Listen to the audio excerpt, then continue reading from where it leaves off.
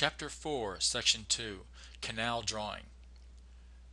To identify the alveolar canal on our 3D scans, the icon to access is displayed in the menu bar at the top.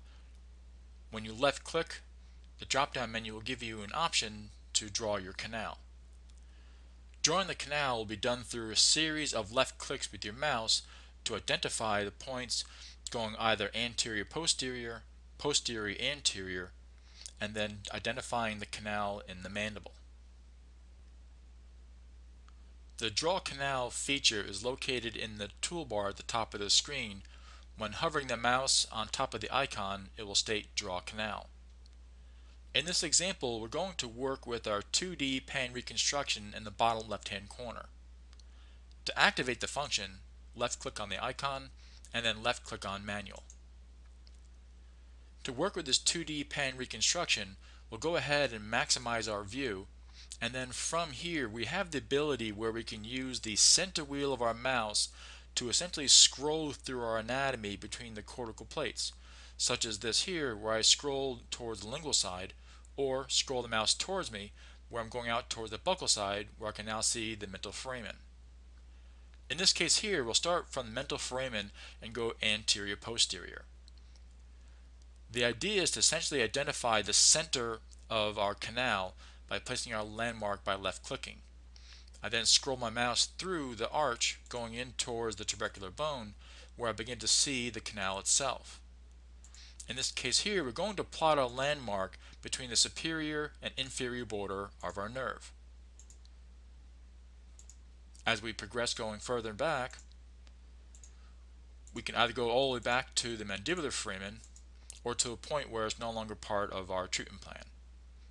Once you are finished, simply double click and you now identify the canal on our 2D pan reconstruction view. We'll go back to our normal view and be able to identify the canal is now displayed in every window within the software where that area of anatomy is visible, including our 3D window here,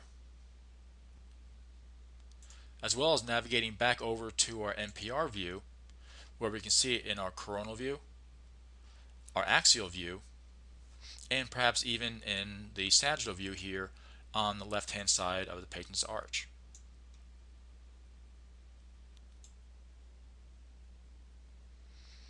As shown here in the upper right hand corner. We can also then see it within our curve window again within our sectional views by left clicking on the sectional line until it becomes visible then within our sectional windows. Simply double click to be able to visualize it within our sectional window. To edit the canal itself, simply position the mouse on top of the canal, left click, and we're now in the edit mode. To reposition any of these landmarks, simply left click, drag it to either the left or the right, left click anywhere on the screen to reposition the canal itself. We also have the ability where we can modify the diameter of our canal, which is set at a default of 2 millimeters to compensate for morphology differences of the particular patient. In this case here, the canal is approximately 3 millimeters in diameter. We can left click to get into our edit mode here. However, we can also identify the icon at the top of the window for our canal manager.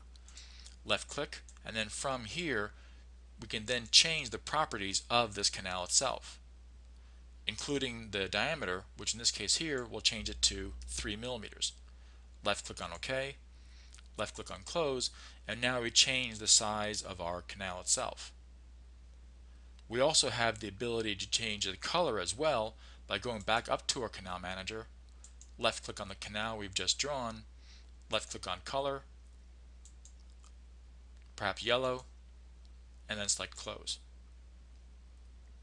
At this point in time, I would encourage you to pause the video and then perform the steps to draw the alveolar canal in the mandible by selecting the icon in the toolbar at the top and then using the pan reconstruction to generate your canal itself.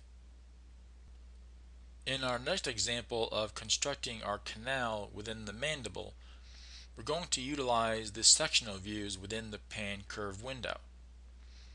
To do this, simply double click on a sectional view and then left click on the vertical line that identifies the sectional view above, and then drag the line across.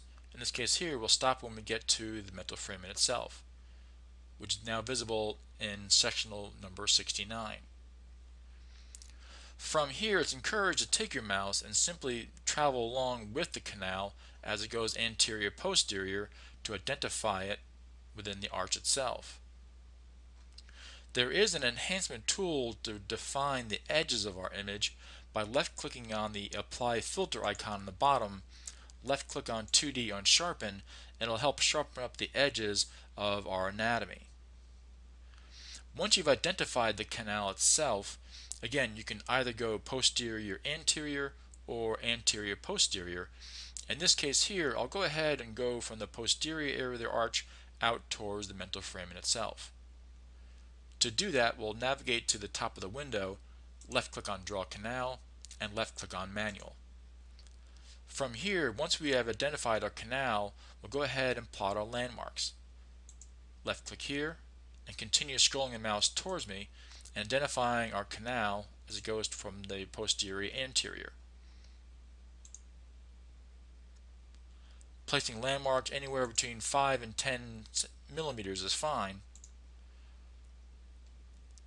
And you note in this case here that we're favoring more of the superior border of the canal, because generally that's of greater concern, especially as it relates to implantology. Once identified where the mental framing is here, I'll double click and now set the canal within our sectional views, which in many cases will give us a greater clinical accuracy to identify it as it relates to the cortical plates, but also perhaps as it relates to the ridge itself.